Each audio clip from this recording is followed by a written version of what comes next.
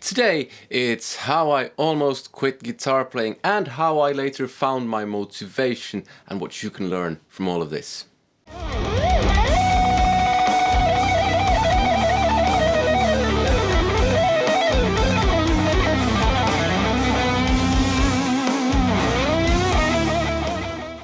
Hello and welcome to another video with me, Elmo Karjalainen. It's good to have you along. Today I'm talking about how I almost quit guitar playing and what made me find my start again. Hello and welcome to another video with me, Elmo Karjalainen. It's good to have you along. Today I'm talking about how I almost quit guitar playing completely and how I found my motivation after that, and the lessons that you can learn from all of this. This is part one of a series that deals with how I learned to play guitar. I often get asked questions in that style, like how did you learn to play guitar, how did you learn to shred, or something along those lines.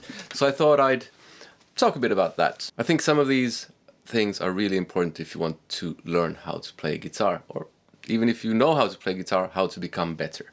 So this first video goes way back to the beginning. I basically almost quit before I'd properly even started, and a lot of people do that. I probably can't count the number of students that I've had in elementary school who've said that they've played an instrument and they've quit after a year or two. It's just an enormous amount. And that's partly, guitar can be a difficult instrument to learn, as can any other instrument, especially in the beginning. But for me, the reasons were actually, I was so interested in guitar. I walked around. This is when I got my first guitar when I was 11. It took a while before I started taking lessons, but even before I was 11 I was singing Brian May's guitar solos, so my parents thought that an electric guitar might be something for the little kid. So I got one and I did this.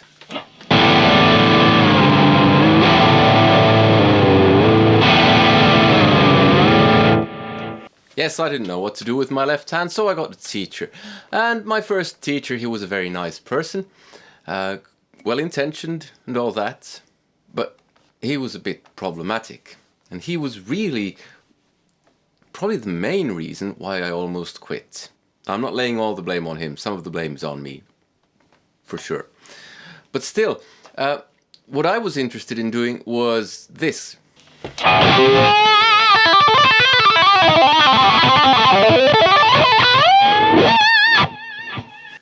My favorite guitar players at the time were people like Gary Moore and Yngwie Malmsteen. Okay, I know I was tapping there. Neither of them are known for that, but still. He wanted to show me basic chords, and that's fine because I was a beginner, yes. But he also tried to get me to learn to sight read, which I was definitely not into. And he basically said one thing which boils it all down. He said, don't bother with that playing fast stuff. You won't get any gigs that way. And I was like 12. Now, fair enough, I get the point.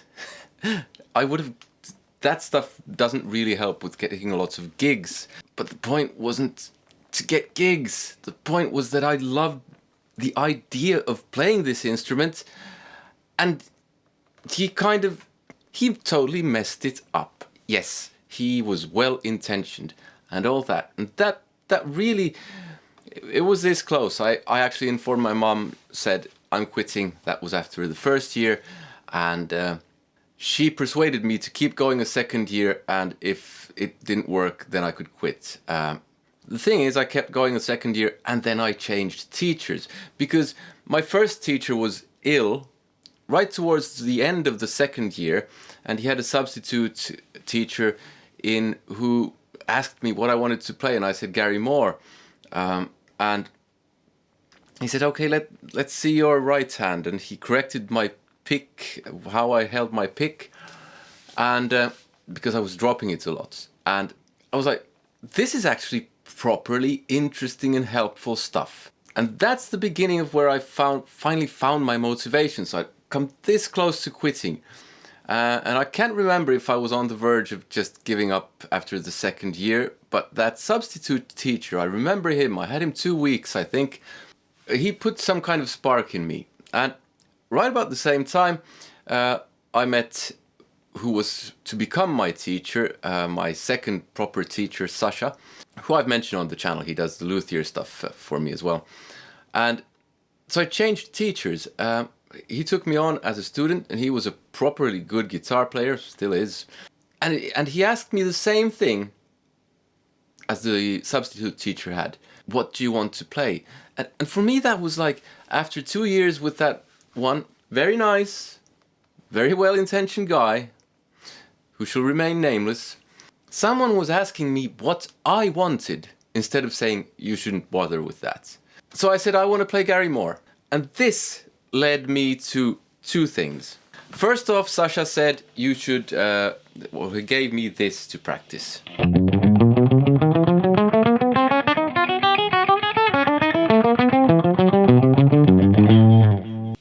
And he said, you can dig up your own variations of this or make up your own variations of this. And I looked up the Steve Vai 30-hour guitar exercise, which contained this, I think. And so on.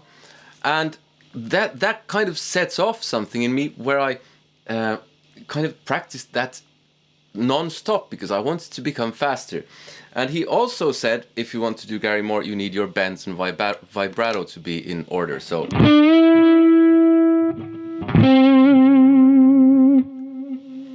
and combine the two. And that really set me off on the correct path, because suddenly someone took an interest in what I wanted to play and showed me stuff that was actually stuff that I wanted to play, or at least could say why this is important. And I practiced, well, most of the time. I changed teachers somehow towards the end of the second year, so that I went on my summer holidays after just having a few lessons with Sasha, and I really didn't practice the vibrato too much during my summer holidays. And he gave me, well, he basically shouted at me and scared the living daylights out of me, and then I really practiced my vibrato, and that's it. So what's the moral of this story? You need to be playing something that you want to play in order to progress. You can keep going with stuff that you don't want to play for a while, but that takes a lot of willpower and discipline. And sure, you can suddenly find that actually this thing that I didn't want to do, now I want to do because I've kept going so long. Yes, I know. But still, it's so much easier when you have something that you actually really want to do. And if you have a teacher who does not give that opportunity to you, then there's something wrong. There's something you should think about. If you can find a teacher who will ask you what you want to play and can actually show you what it is that you should be doing, then that is worth, it's priceless. Most teachers fall in between somewhere, and yeah, a teacher is a good thing to have, but only if he or she inspires you and can teach you. So that was really where the whole journey started. Simple exercises and interest from the teacher. Yeah, so that's part one. So subscribe and hit that bell notification thing so you don't miss out on part two. If you want to watch more of my lessons, there are playlists here. There's a playlist here, and there's a playlist with some of my music if you want to check that out. Click like if you liked the video. Please do share it, and join me on Patreon because you get access to all my music, to my Guitar Academy, and you can even take that stuff for free. There's a link in the description. I hope you find this useful, or found this useful, and I hope you have a nice day. Take care. Bye!